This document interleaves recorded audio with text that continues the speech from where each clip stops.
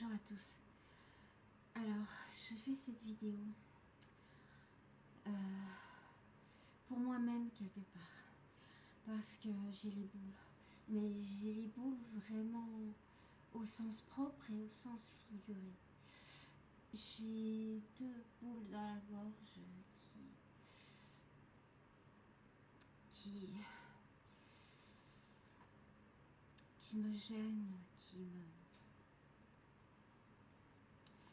Et ces boules, c'est le je n'en peux plus, c'est l'angoisse, c'est la sécurité, c'est tout ça. Ce qui m'amène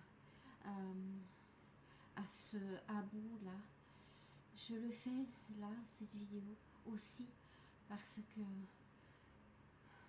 pour faire sortir toute cette douleur de moi. Je dois le faire sortir. Je dois faire sortir tout ça. Sinon je vais me faire du mal. Je vais me faire du mal à moi-même. Je le fais pour pas me faire du mal. Je le fais pour pas avoir envie de mourir.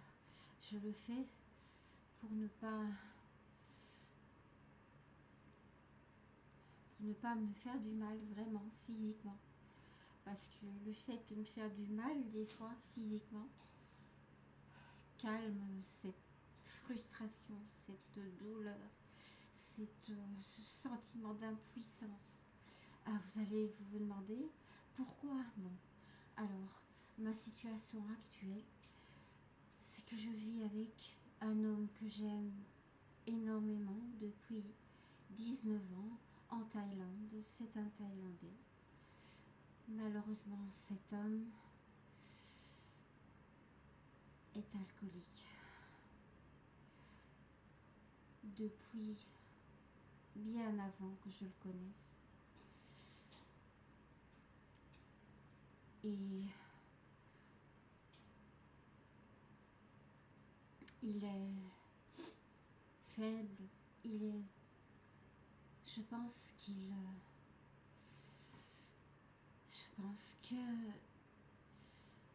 c'est comme une canne pour lui. Voilà. C'est une personne faible, gentille, qui a bon cœur,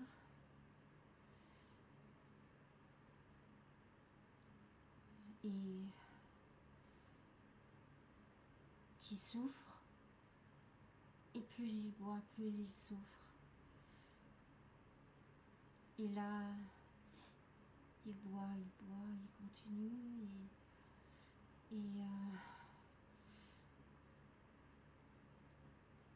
il mange presque plus, il maigrit. Il ne se rend même plus compte qu'il boit, qu'il se fait du mal, qu'il nous fait du mal. Quand il est sous, il ne m'écoute pas. Quand il est en manque d'alcool, il ne m'écoute pas non plus. Il ne m'écoute pas, il ne m'écoute jamais. Il se rend compte de temps en temps et de moins en moins et de moins en moins longtemps. Le plus longtemps que je l'ai vu arrêter, c'est 1 mois. Il se lève à 4h, 4h30 du matin. Et il part, il boit. Il revient, il est saoul. Il dort. Je suis fatiguée, je vais sur mes 65 ans. J'ai plus la force de tenir tout à bout de bras. Alors, je vais y aller à reculons. Avant mon mari actuel, j'ai vécu 25 ans. 25 ans avec un homme bipolaire, maniaco-dépressif et même pervers narcissique sur les bords.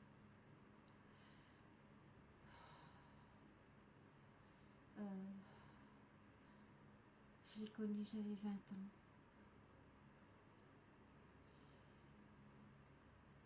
Et avant ça, une adolescence, une jeunesse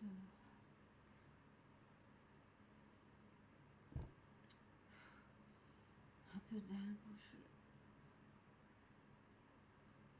Je sais pas, il y a plein de choses. Alors peut-être je vais commencer par le début. Je suis née dans une famille déjà désunie. Ma maman était une personne très très angoissée. Elle avait peur, elle avait des angoisses, elle était parfois terrorisée. Alors ses parents, ma grand-mère était une personne d'une famille très pauvre. Elle n'avait pas fait d'études, donc elle n'avait pas de connaissances.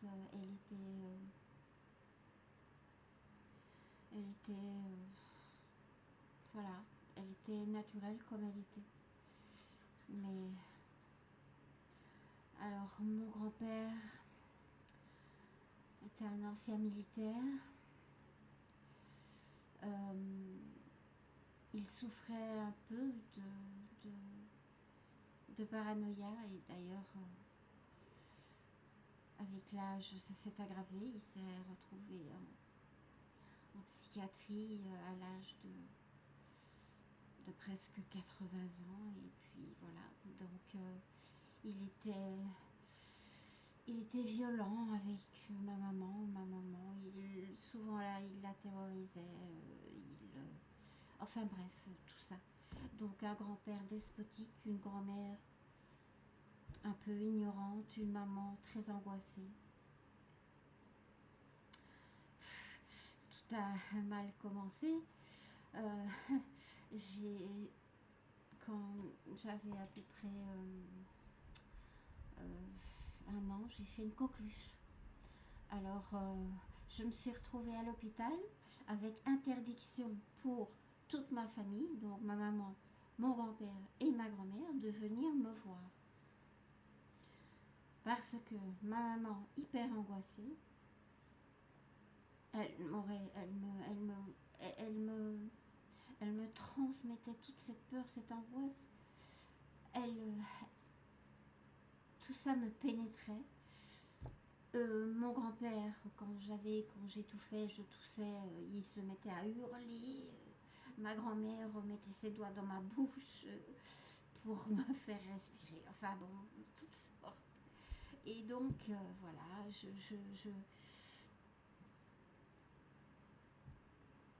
commencé ma vie comme ça. Et je suis devenue une enfant angoissée, apeurée, solitaire. Oui, bon, oui, pas vraiment, mais bon. Et alors, à l'école, quelle torture. Oui, quelle torture. Alors, j'ai appris tout récemment que j'avais un déficit de l'attention. C'est un syndrome, enfin c'est quelque chose qu'on a découvert très récemment. Donc déficit de l'attention, hyperactivité mentale, pas physique. Et angoisse, enfin tout ça. Bon. Et donc à l'école, alors déjà, personne ne m'a appris la propreté quand j'étais petite. J'en ai souffert terriblement.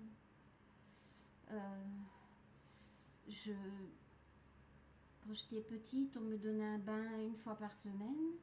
On me lavait les cheveux une fois par mois ou pas, très rarement.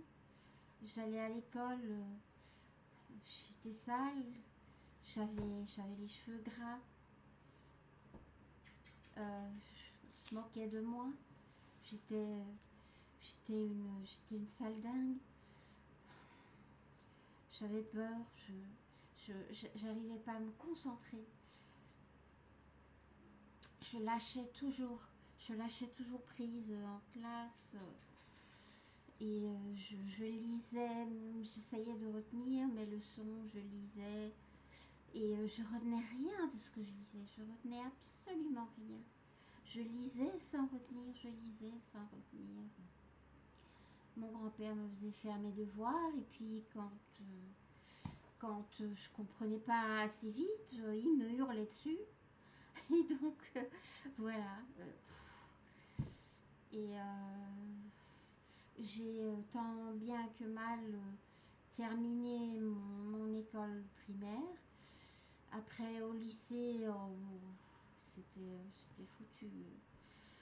Je suis partie vivre chez ma maman parce que je vivais chez mon grand-père et ma grand-mère qui interdisaient à ma maman de me prendre avec elle parce que il disait qu'elle était incapable de m'élever. Oui, elle l'était en fait. Mais eux aussi, ils l'étaient incapables de m'élever. De m'élever et de m'apprendre le minimum des choses qu'on doit connaître. Ils m'ont jamais appris à me brosser les dents. J'ai souffert toute ma vie, j'ai passé ma vie chez les dentistes. Voilà. Donc voilà. Je sais plus où j'en suis. Oui, bah oui, après au lycée, bon, c'était de pire en pire. Alors je voulais avoir un papa. En fait, l'histoire c'est que ma maman a connu mon père, elle était très jeune, enfin bon non, elle avait 30 ans. Et mon grand-père ne l'aimait pas. Et ils m'ont eu moi, et quand je suis née, mon père est venu me voir à l'hôpital. Ils allaient vivre ensemble avec ma maman. Et mon grand-père a piqué une crise, il a hurlé, il l'a chassé. Il a interdit à ma maman de le voir, il a dit à ma maman que soi-disant, parce que j'ai appris que c'était pas vrai, qu'il avait sa femme, une de ses ex-femmes, il avait été soupçonné d'avoir tenté de la tuer et machin. Il a, voilà, un paranoïaque, il inventait et puis, donc il a détruit la vie de ma maman, il a détruit l'amour de ma maman, il l'a détruit. Voilà. Donc après ça, d'ailleurs, ma maman n'a plus jamais vécu avec un homme.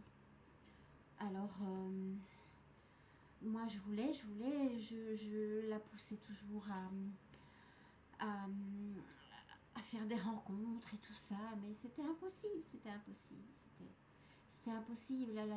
Elle avait une haine, elle avait attrapé une haine des hommes à cause de mon grand-père. Elle détestait les hommes.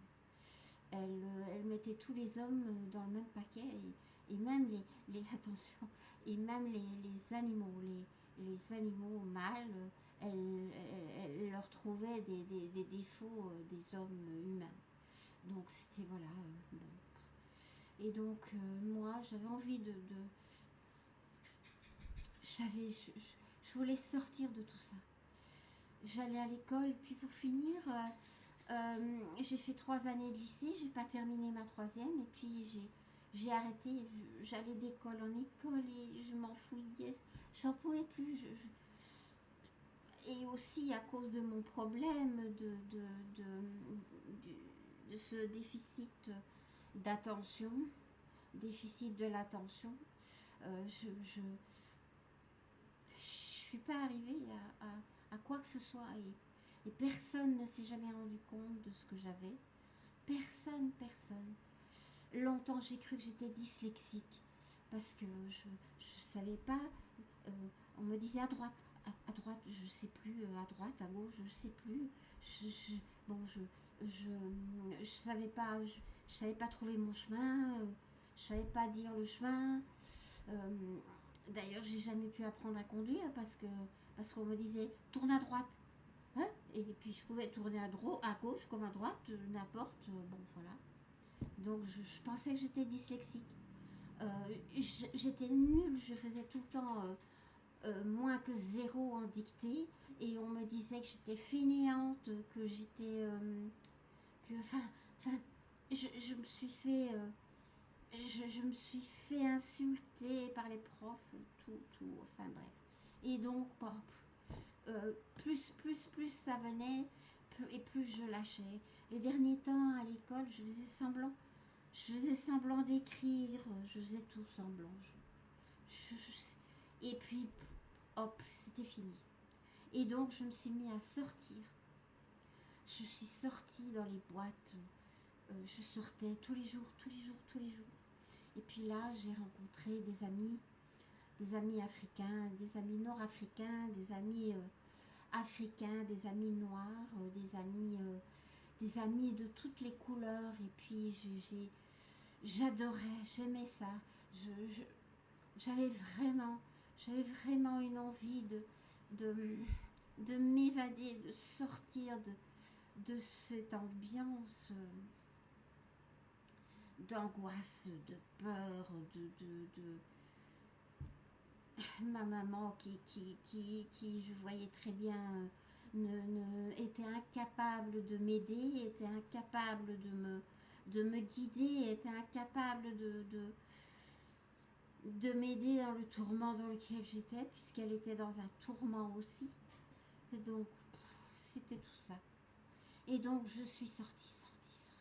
J'étais jolie, j'étais très belle, j'étais mignonne et j'étais vierge.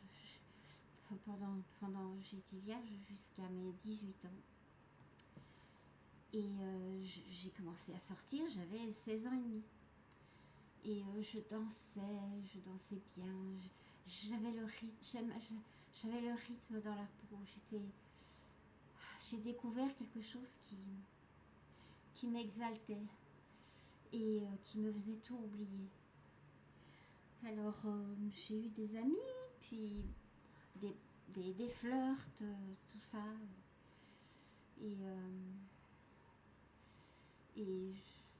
j'avais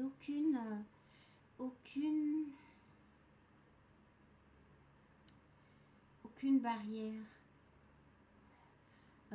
Moi, tous les êtres humains, c'était des êtres humains. J'avais des amis, autant des Noirs, des Africains, autant des Arabes, enfin, quel que soit le pays, la religion, je pouvais être amie, j'avais des amis, j'aimais ces gens. Et puis, j'avais même un jour changé de boîte, comme on dit, puis je m'étais retrouvée dans une boîte où il n'y avait que des Belges, que des Blancs, les étrangers étaient interdits. Et ça me plaisait pas du tout. Et c'était... Alors j'ai vite laissé tomber. Je dis ça, c'est des cons. Ils sont vraiment cons, ils sont vraiment débiles. Et j'ai continué. Alors, pour les gens peut-être qui connaîtront, je sortais donc au Tiffany's à la Bourse à Bruxelles. Bah, je sortais au Tiffany's, je sortais à la Frégate aussi. Et puis après, j'ai découvert la porte de Namur, le Matangé, et là, toutes les boîtes africaines. Et ça, la musique africaine, la musique antillaise, tous ces rythmes. Alors ça j'adorais. Les gens me regardaient, ils se demandaient mais elle est quoi, elle danse comme une black, enfin bref, tout ça. Et là, bon, j'ai rencontré le premier homme avec qui j'ai j'ai couché un Africain du Congo Brazzaville. Et bon, malheureusement, les choses, on était trop jeunes. Et puis, bon, malheureusement, lui, il était pas très fidèle. Et donc, pour ma première fois, il m'a filé une maladie vénérienne. Pas grave, mais bon. Donc, puis tout ça, ça m'a... Voilà,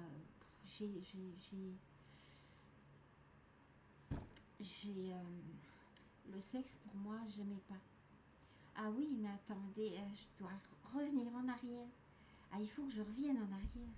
Parce que quand j'avais 15 ans, ma maman m'a fait prendre la pilule. C'était la Diane, c'était une nouvelle pilule à ce moment-là. On n'était pas encore dans les années 80. Et je prenais la pilule, je prenais la pilule. Et je me suis rendu compte plus tard que cette pilule a détruit toute ma vie de femme. Elle a détruit toute ma libido, elle a tout détruit. D'ailleurs, quand j'avais 20 ans, j'avais les symptômes d'une femme ménopausée. J'avais de la coupe rose, j'avais des bouffées de chaleur, j'avais des règles irrégulières. Donc déjà, c'était mal parti pour le sexe. Et voilà. Et donc, je me retrouve avec ce gars. Je l'aimais énormément. Je l'ai jamais oublié. Et puis, il y en a eu d'autres. J'aimais les noirs. J'aimais les gens de couleur parce que je sais pas, je les aimais. Je les aimais physiquement et tout ça, tout. J'aimais leur peau de couleur, j'aimais tout. Et donc voilà. Et puis malheureusement, après, je continuais à sortir et là j'ai rencontré un Martiniquais. Et malheureusement, c'était un macro, mais je ne le savais pas. Et là,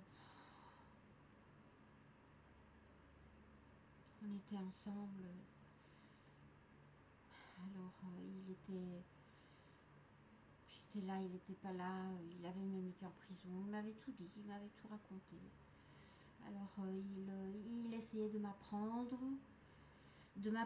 ce que j'allais peut-être devoir faire plus tard. Et moi, je voulais pas. je voulais pas, ça m'intéressait pas du tout. Et lui m'a abîmée. Parce qu'il était bien, quoi. Il m'a abîmée et puis... Après, je l'ai quitté tout d'un coup. J'ai dit à ma maman, je pars, je vais partir en Espagne, tu veux bien? Je suis partie en Espagne pendant 15 jours, sans rien dire à personne, sans lui dire.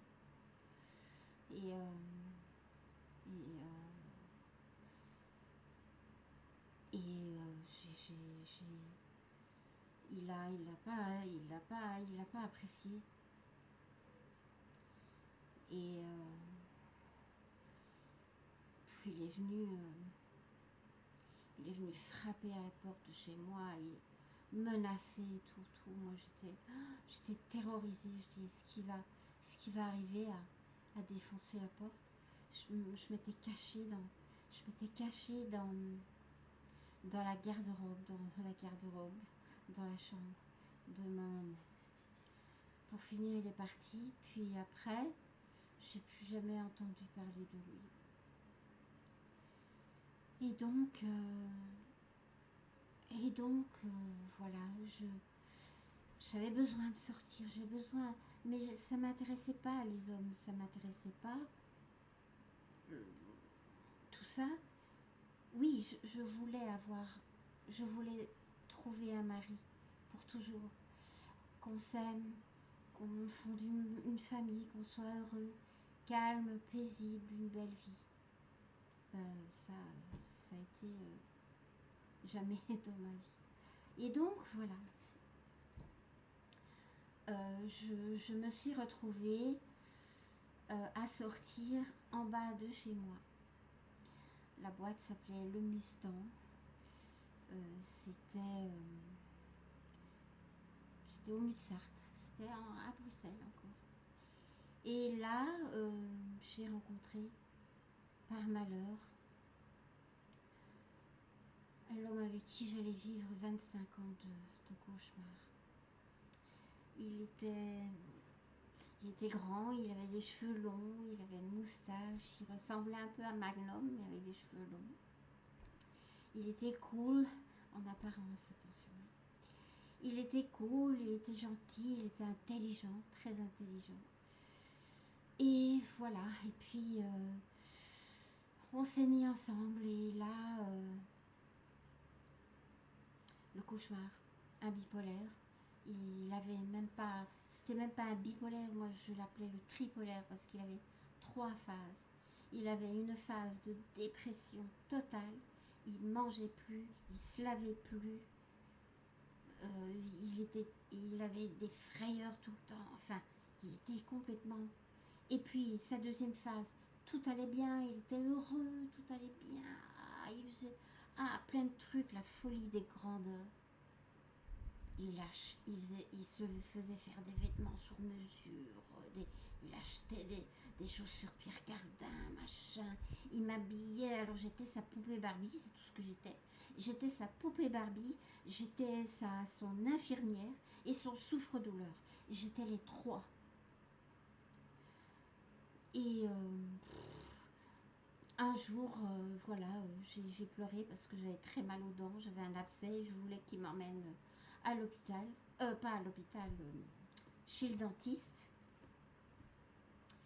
Et il m'a empoigné par les vêtements, il m'a empoigné par mes vêtements, il m'a soulevé, il m'a donné des coups de tête. Enfin, voilà, des trucs fous, des délires.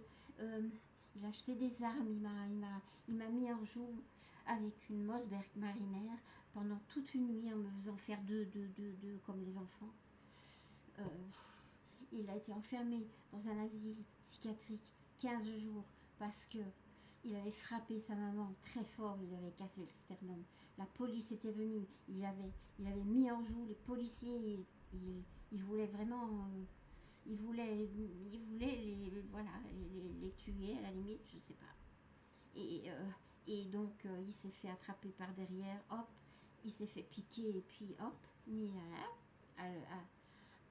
chez les fous.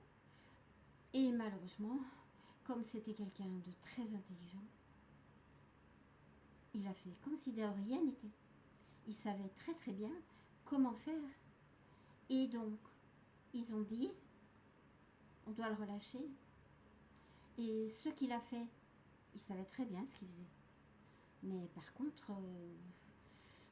il avait été diagnostiqué bipolaire, maniaco-dépressif. Donc, tout ça, il avait une très haute opinion de lui-même. Tous les autres étaient coupables, c'était des merdes, étaient toujours coupables de ne pas faire ce qu'il fallait pour lui.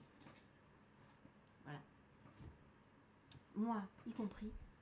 Moi, il me gardait parce que j'étais sa poupée Barbie, j'étais son infirmière quand il n'allait pas bien. Je lui faisais des massages, je le consolais, enfin, tout, quoi. Voilà. Et donc voilà, et puis jusqu'au dernier jour, il m'a traîné ici en Thaïlande, par bonheur quelque part. Parce que, oui, parce que si j'étais restée avec lui, je crois que ou bien il m'aurait tuée, ou bien je serais morte d'une autre façon. Parce que le dernier jour, il m'a frappé. il a empoigné un couteau et mon ami a fait irruption dans la pièce. Et donc il a empoigné les caméras. Il est sorti, il a empoigné les caméras, il a arraché les caméras de surveillance. Pop, pop, pop. Et puis il est parti. Il s'est fait attraper, il s'est fait condamner. On a été en appel pour lui. J'ai été en appel pour lui, j'ai tout payé.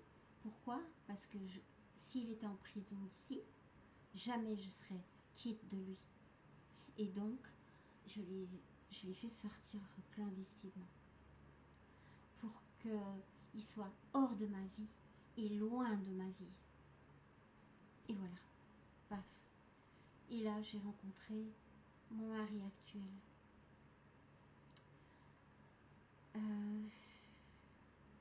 En fait, c'est quelqu'un de gentil, de doux, de serviable, quelqu'un qui a bon cœur et qui boit parce qu'il souffre, parce qu'il a mal, parce qu'il ne sait pas dire non, parce que tout ça. Et donc,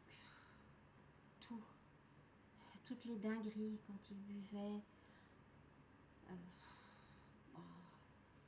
il jouait, il s'en rendait pas compte. Enfin oui, il s'en rendait compte, mais il jouait.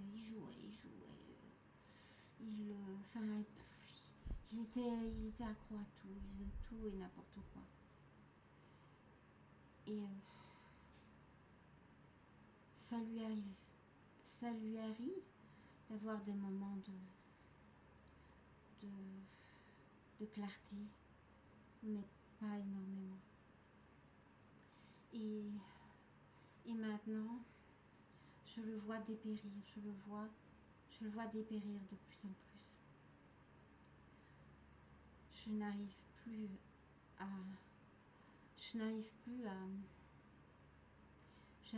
faire comme si de rien n'était, à rire, à vivre comme si de rien n'était.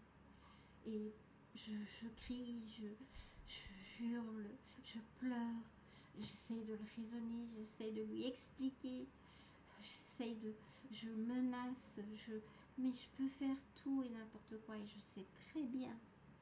On ne parle pas avec l'alcool, on ne discute pas avec l'alcool. En fait, on ne peut pas aider quelqu'un qui ne veut pas s'aider lui-même. Et d'ailleurs, mon ex, qui était bipolaire, j'ai pas pu l'aider non plus, puisqu'il n'a jamais accepté qu'il était malade. Donc voilà. Et là, toute cette souffrance, toute cette impuissance, ça m'est arrivé, j'avais les cheveux longs comme ça, je me les suis coupés par frustration, par impuissance. Il m'arrive de me blesser parce que j'ai besoin d'avoir mal pour me calmer.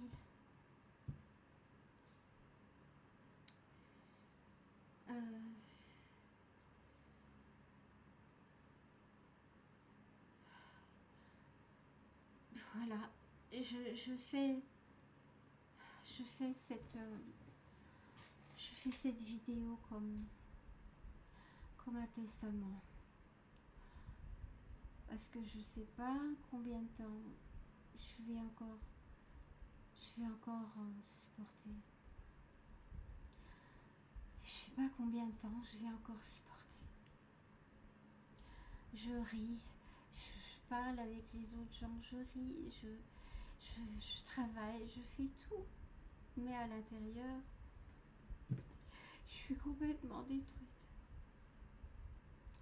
À l'intérieur, j'ai plus envie de continuer. Mais je sais même pas si je le quitte, je sais pas où aller. En Belgique, j'ai plus de famille. Ma maman est morte, mon grand-père est mort. Ma marraine aussi, ma grand-mère aussi.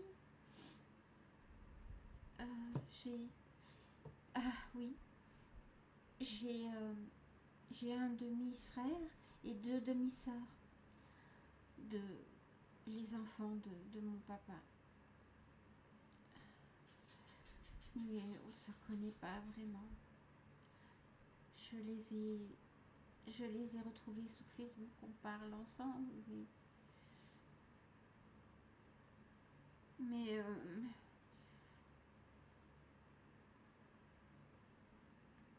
je sais pas.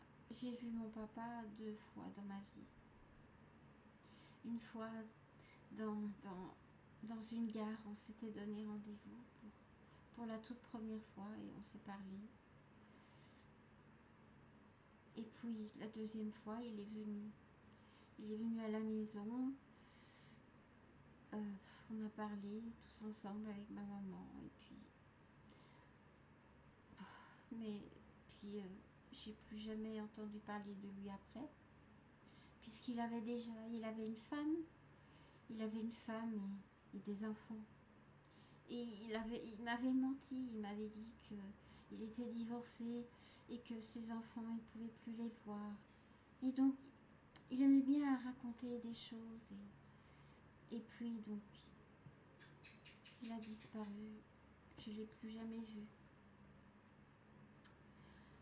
Et voilà, donc,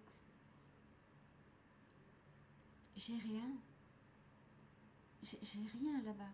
Si je vais en Belgique, je me retrouve SDF. J'ai absolument rien. J'ai plus droit à rien. Je devrais tout recommencer à 65 ans. Tout ce que j'ai est ici. Quand ma maman est décédée, elle m'a laissé de l'argent. J'ai construit une maison ici. J'ai construit une maison. J'ai acheté un terrain au nom de mon mari, tout évidemment. Une voiture. On a acheté des citronniers, on a fait plein de choses et tout ce qu'il commençait. Il ne le finissait pas parce qu'il buvait de plus en plus.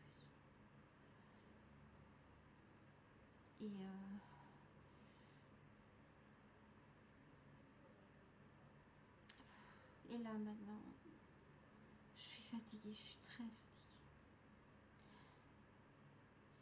Je travaille, lui il travaille pas, je travaille toute seule. Et le matin à 4h ou 4h30 ou 5h du matin, il vient me réveiller, il me demande de l'argent. Il dit je vais acheter de quoi faire à manger, machin. Et puis si je ne lui donne pas, il est fâché,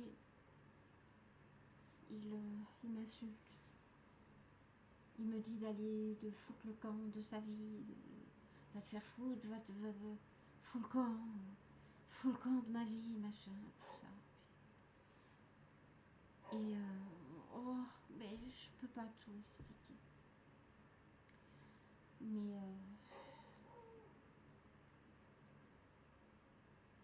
Mais voilà.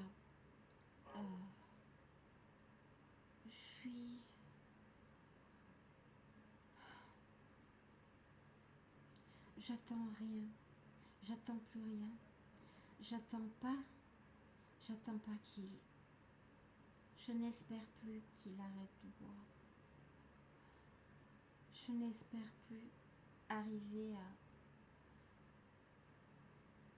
à le quitter et à refaire une autre vie. Je n'espère plus...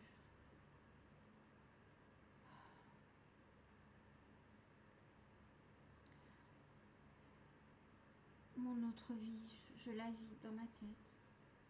Je m'invente des histoires. Je les vis un petit peu de temps en temps pour me faire du bien dans mon cœur. Et puis je sais que que rien de tous ces rêves, aucun de tous ces rêves ne deviendra réalité. Alors je me dis, alors je cherche quelque part une raison, je cherche quelque part une explication. Alors, certains disent que avant de naître, on choisit notre vie, on signe un contrat pour avoir la vie qu'on a. Quelque part, je pense que c'est juste encore un mensonge pour faire que les gens acceptent leurs conditions. C'est tout. Je sais pas. J'ai tellement... pour moi, la religion, par exemple, les religions, j'ai quitté toutes les religions, même la religion bouddhiste. Les religions sont faites par des humains pour contrôler d'autres humains. Et elles génèrent de la haine, de la discrimination. C'est tout.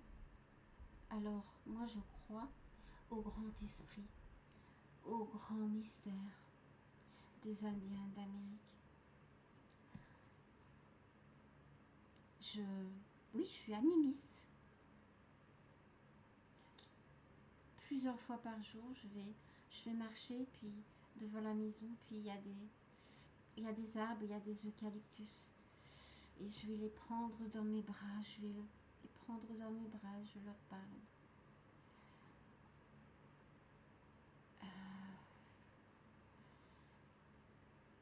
Je pense que quelque part, là maintenant, c'est la nature qui me fait encore survivre. Ou je sais pas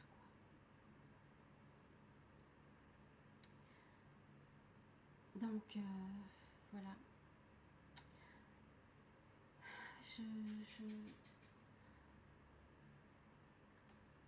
trouve plus rien à dire. Et pourtant, j'aurais tellement de choses. Il y a tellement de choses, j'aurais tellement de choses à dire. Mais je trouve plus rien à dire. Là, pour le moment, là.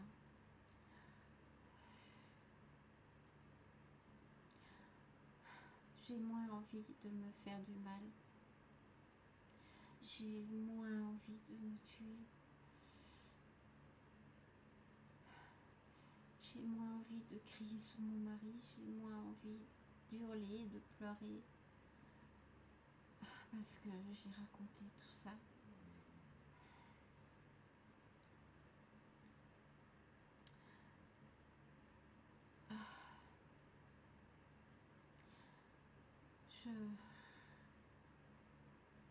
Voilà.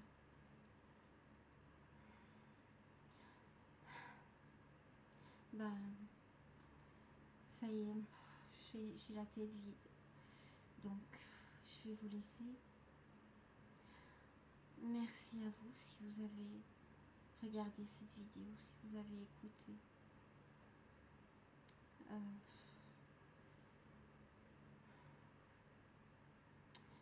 Merci.